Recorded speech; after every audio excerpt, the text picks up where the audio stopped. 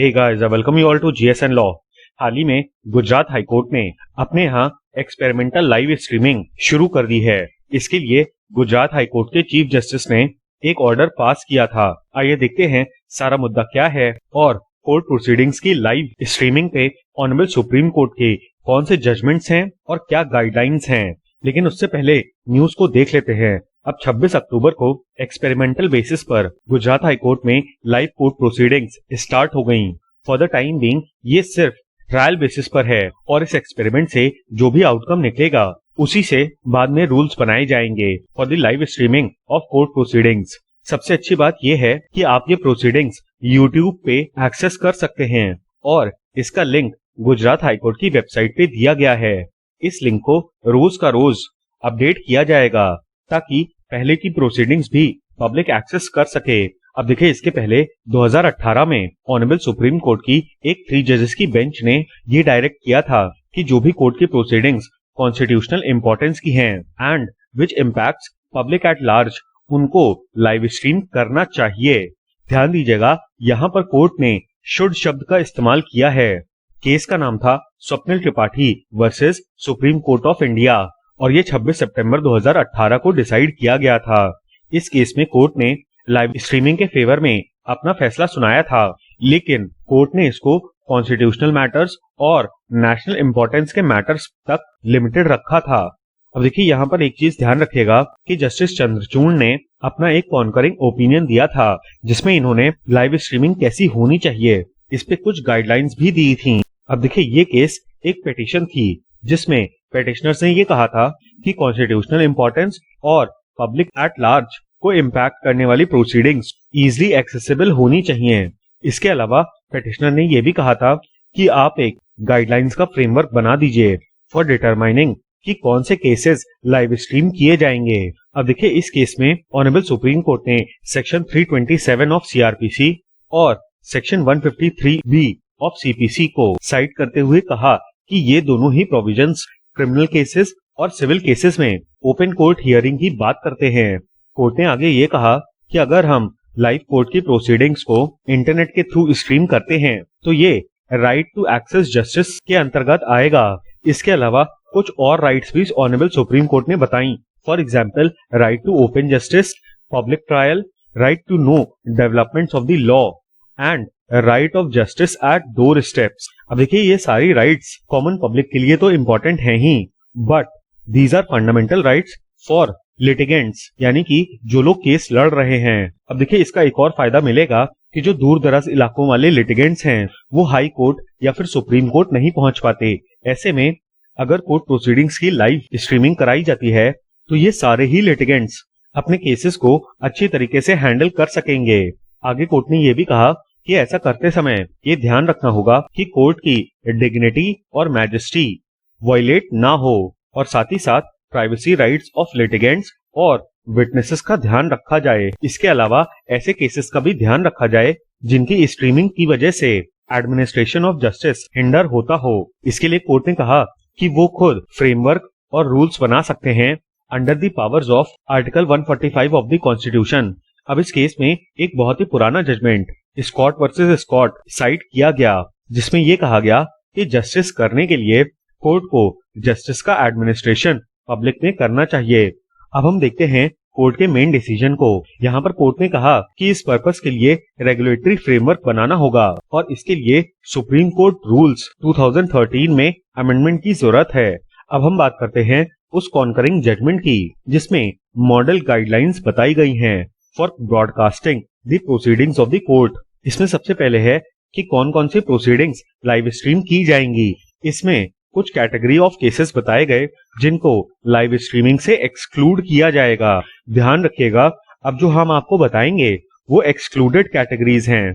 सबसे पहले matrimonial matters including transfer petitions. इसके बाद सेक्सुअल असॉल्ट से रिलेटेड जो भी सेंसिटिव इश्यूज हैं और केसेस हैं उनको भी एक्सक्लूड किया जाएगा।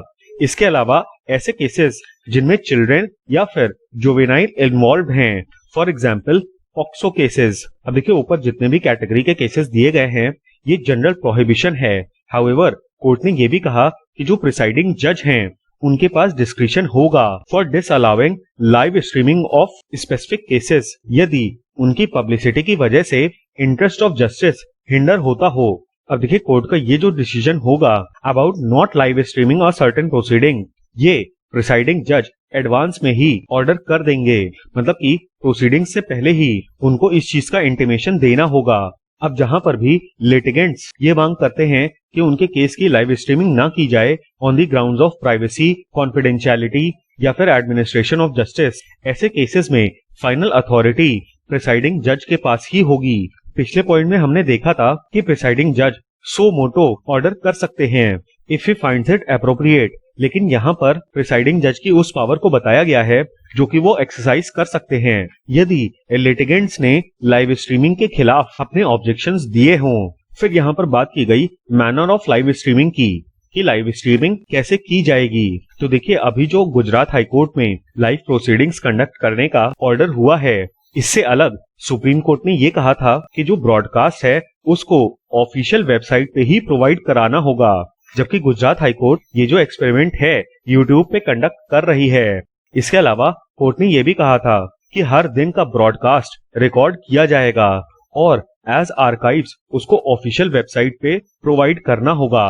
By the end of the day live streaming तब शुरू हो जाएगी जब जजेस अराइव करेंगे और तब तक चलेगी जब तक बेंच वहां से ना उठ जाए। अब कुछ इंपॉर्टेंट टेक्निकल स्पेसिफिकेशंस भी कोर्ट ने दिए हैं। सबसे पहले तो कोर्ट ने ये कहा कि जो कैमरा पर्सन्स हैं वो कोर्ट के द्वारा ऑथराइज्ड होंगे और कोई भी ऐसा व्यक्ति जो कि ऑथराइज्ड नहीं है उसको सुप्रीम कोर्ट के प्रोसीडिंग्स रिकॉर्ड करने की परमिशन नहीं होगी। जितने भी कैमरा हैं वो जजेस की तरफ फोकस करेंगे और उन एडवोकेट्स की तरफ फोकस करेंगे जो कि प्लीड कर रहे हैं, और कोई भी कैमरा मीडिया, विजिटर्स या फिर जो विजिटर्स की गैलरी है उसको फिल्म नहीं करेंगे। जब कोई जज ऑर्डर दे रहे होंगे तब कैमरास को जूम किया जा सकता है ऑन दी बेंच।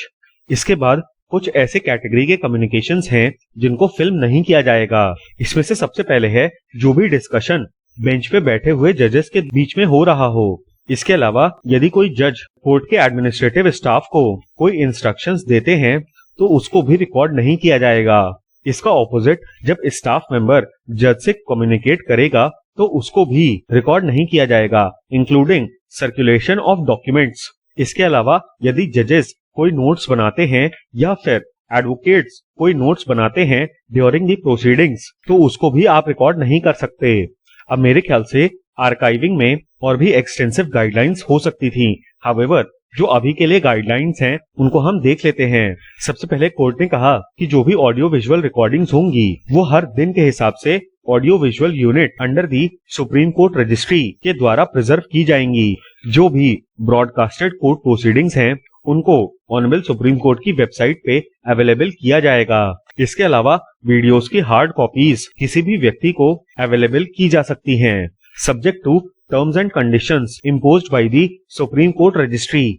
अब देखिए इन गाइडलाइंस का फायदा तब और भी ज्यादा मिलता जबकि आप केस नंबर के हिसाब से अपने केस की वीडियो प्रोसीडिंग्स को ऑर्डर्स और जजमेंट्स की तरह ही एक्सेस कर सकते। और मेरे हिसाब से शायद यहाँ पे कोर्ट को इस चीज के लिए भी कहना चाहिए था, बिकॉज टास्क को इजी करने के लिए माइट भी आगे आने वाले समय में आपको अपने कोर्ट केस की डेट के पूरे दिन की वीडियो सर्च करनी पड़े for getting updates on your case. ये चीज लिटिगेंट्स के लिए भी सुविधाजनक होगी और साथ ही साथ जो स्टूडेंट्स कोर्ट नहीं पहुंच पाते हैं उनको भी एक प्रैक्टिकल एक्सपीरियंस मिलेगा जब हम वीडियोस को केस वाइज डिवाइड कर देंगे।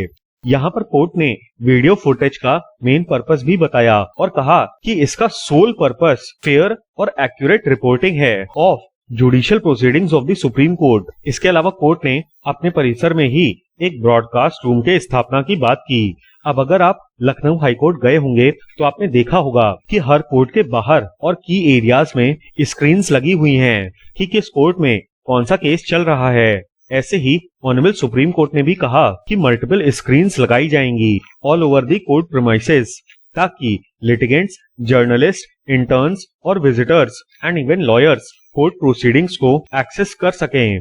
अब कुछ और बातें भी बोली सुप्रीम कोर्ट ने और कहा कि जो इन सारे वीडियोस का कॉपीराइट होगा वो एक्सक्लूसिवली सुप्रीम कोर्ट के पास ही होगा।